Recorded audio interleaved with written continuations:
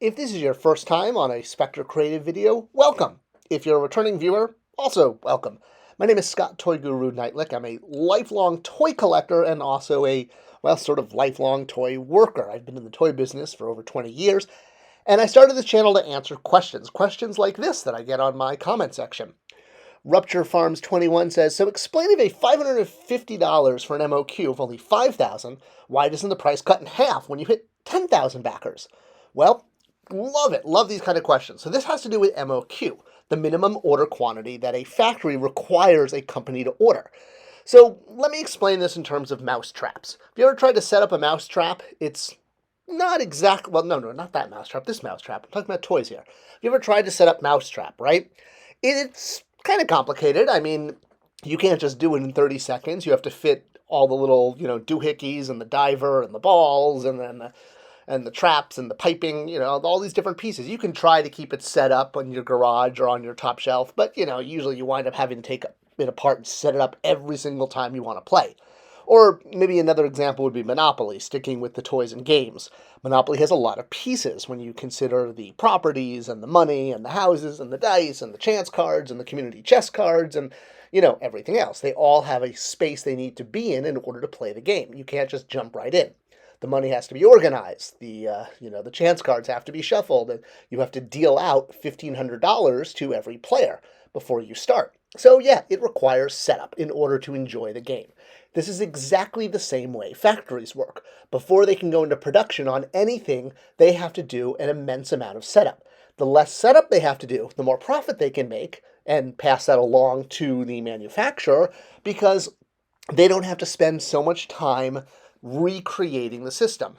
It's basically comparing Monopoly to, say, a card game. If you wanted to play poker or Wisp or, Texas Hold'em, yeah, sure, you can do some trick shuffling and be really cool. I can't exactly do that. I've always wanted to. But you're basically just passing out cards, versus Monopoly or Mousetrap takes time. Action figures are assembled and made very similar to battle droids. They're done on an assembly line with one piece at a time going to complete the total project. And much like assembling battle droids, you have to plan this out through a stage called logistics and figure out where does each part need to be in the overall process in order to create the final product.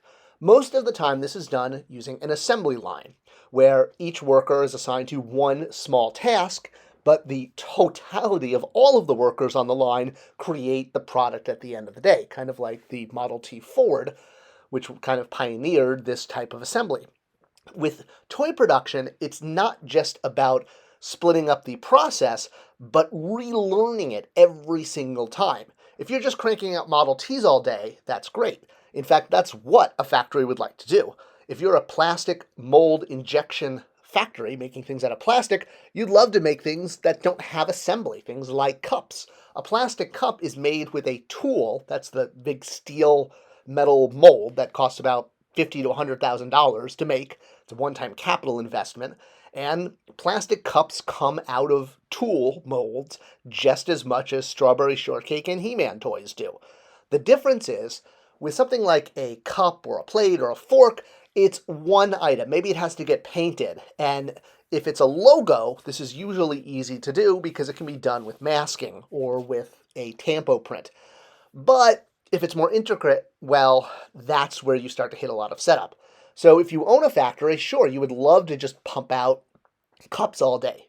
If you're making toys, well, then you're dealing with a lot more pieces. Sure, you might have a slug figure with no articulation, but most action figures and dolls are made up of multiple parts that have to be assembled, which means every single part has to come out of the mold and then be assembled. Heck, the molds alone can weigh a huge amount and require cranes to lift them and put them into the machines. All of this is part of setup. So while you have the idea of what toy you want to make, every single piece has to be understood, produced, and then you have to train your staff how to put it together. The way you assemble a He-Man toy is very different than you assemble, say, a Monster High doll. Yeah, they're all toys at the end of the day, but it's not just universal, where leg, head, snap together and you're done. Every single toy, and I mean every toy from a Hot Wheels playset to a Nerf gun, has a unique setup, a unique way it's put together, which means the staff doing it has to be retrained every single time, and that is a huge part of MOQ.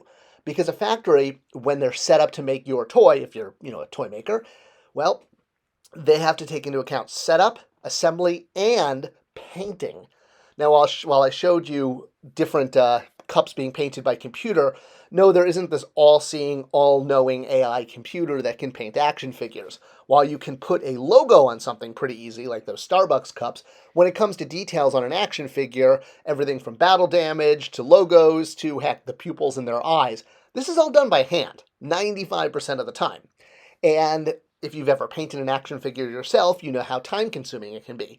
To retrain a staff at a factory for every single figure, starting with that paint master, and then teaching them how to paint them in bulk, takes an enormous amount of time. So you have assembly set up, and then you have painting set up. So every time you switch figures to a different character or a different line, you have to do this training and setup all over again. And that's exactly where the MOQ comes from. Most action figures have between 50 and 200 paint apps on them, or paint ops. Sometimes they're called operations, sometimes they're called applications, same thing. Every pupil, every mustache, every battle damage hit, and it all comes down to both setup time and hold time, the time between production. How much is that going to be? A vendor wants to produce as much as they can as quickly as possible. So again, as I mentioned earlier, reducing setup between projects increases profitability. So if you're bringing in a new figure every week, well, that's a huge amount of setup and a huge amount of training that has to go. So yes, no, you can't just cut the price in half if you get double the number of backers. It doesn't work like that. The discounts you get, and they do volume discounts, are very, very incremental. So yes, if you have more that you're making, the vendor will charge less because there's less setup time for the vendor and less training time, but it's incremental. It doesn't just get halved. It's not like this huge savings if you can go from 5,000 units to 20,000 units. It's all because they have to take into account that enormous amount of time to set up the assembly and the paint for every single toy. It's much more that you would have to go up to, say, 200 or 500,000 units to get a significant difference between 5,000. And they'd prefer to just, deal cards versus have to set up an entire Monopoly board. It's exactly like that. The less you have to set up, the easier it is for that vendor to produce it, the less hold time they have between projects, and they'll pass that savings on to you. And that is what MOQ comes from. I hope this video was clarifying, and if it wasn't, if you need more information, let me know in the comments below. I love to answer these kind of questions and help bring information to my fellow collectors. Thank you so much for watching. Sharing this video is the best way to support this channel. I thank you for that, and I'll see you guys in the next video and in the comment section.